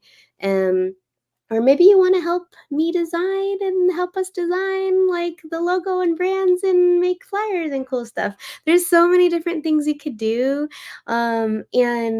And so I just hope that anybody who hears this, if you're like, man, I would love to be part of a meme coin project, or I would love to dip my toes in the Web3 project space, like we are happy to take on more interns. We're happy to take on more ambassadors.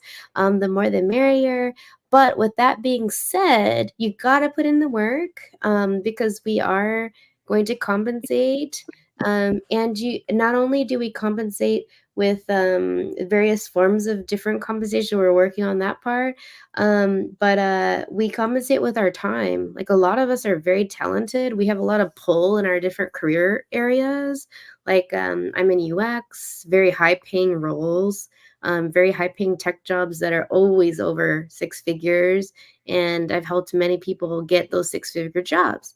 And so if you join our team, we really hope that you are excited, passionate, pull your weight, and just keep being active every day, doing what you can, but in your own way, because we're human and we can't just be up 24 hours a day, unfortunately, like Jenny. Jenny, thank you. It's Quick, worth quick. it though. For you ladies, it's worth it though. We're gonna do this. Guan Ning? Yeah. No, I'm just like the ambassador part. We are still like pretty active because apparently our ambassador team right now is getting stronger and stronger. But of course, we always looking for new blood as well, and I new love blood. that. I've never heard of that. New blood. We're Oh, really? Dracula. We want your blood.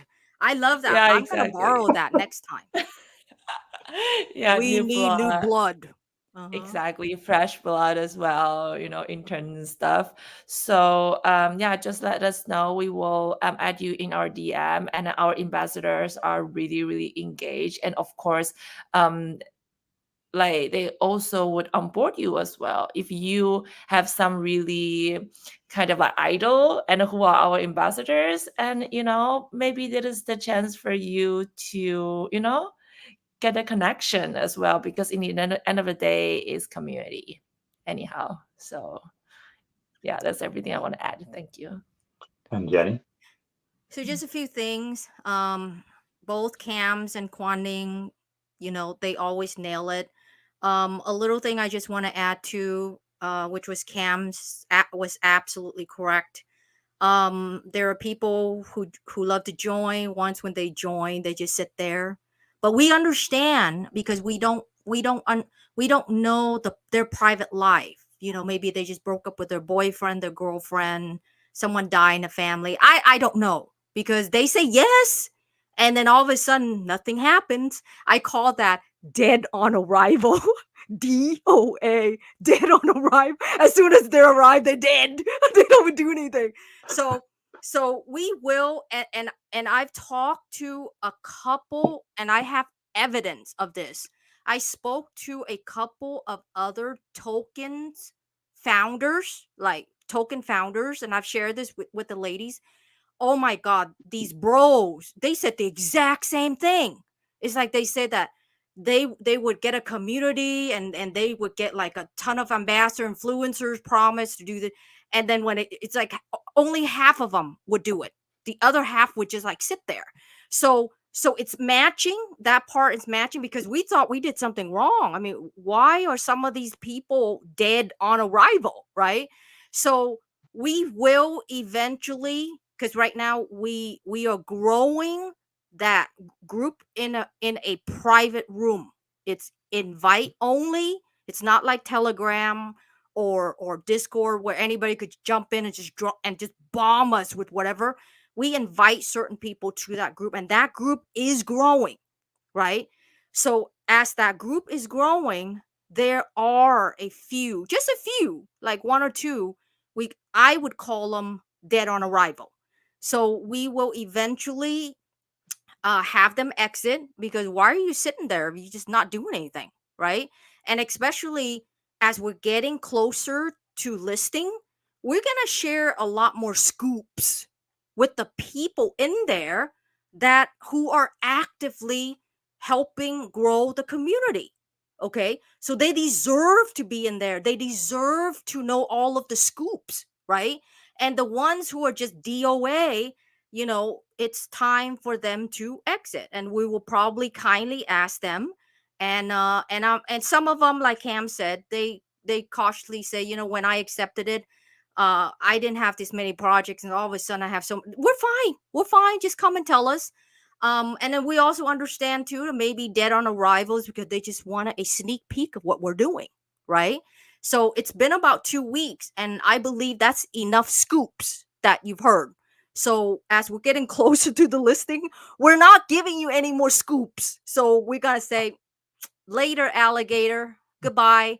So we do give our folks in the room warnings. It's kind of like when you give your 30 days notice, So that's it. And so yes, we are still, if you're listening out there, if you have college kids who wants to learn about crypto, trust me, this room, you can always ask Khan, right, from UC Berkeley, and Juan.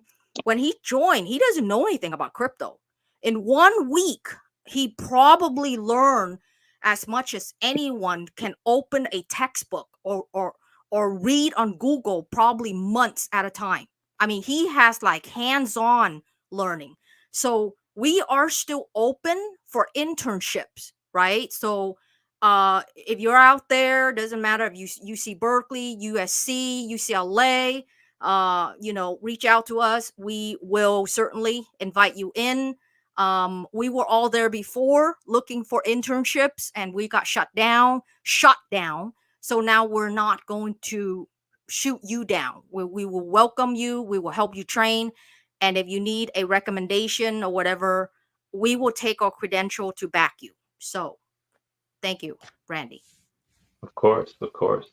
Just a couple minutes left, so just a quick answer here.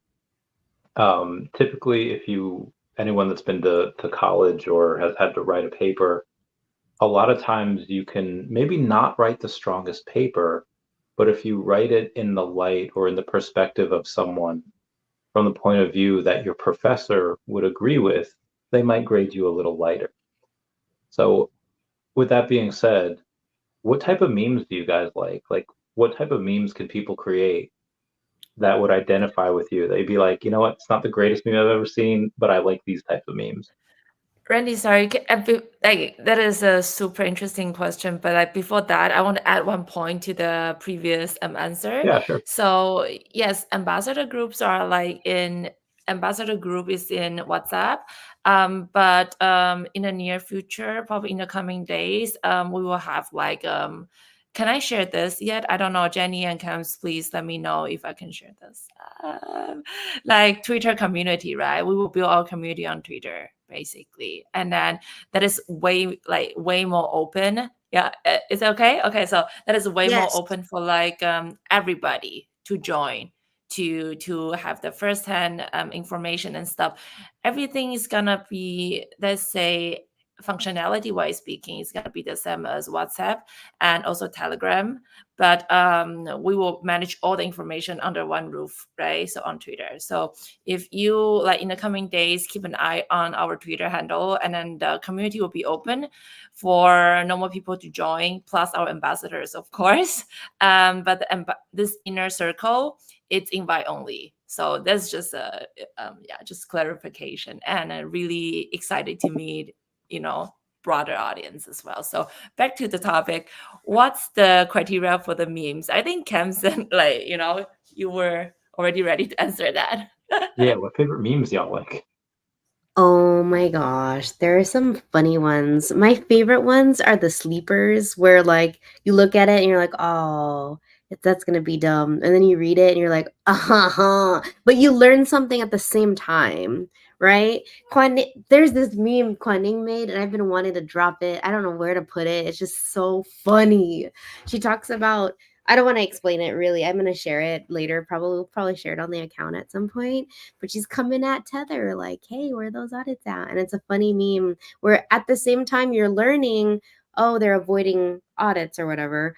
But it's funny at the same time. So I love those memes that you're learning something, but it's funny. But I also like the dumb ones where, just right now, I love the GIFs. I've seen so many people doing the GIFs where you say something like, I don't know, on my way. Like right now for this podcast, I was like on my way, and I had the Fast and the Furious car. Like that's just really fast to understand. So animated and GIFs, I'm like super pumped. I love those. Those are hilarious. Like a funny one-liner with the GIF.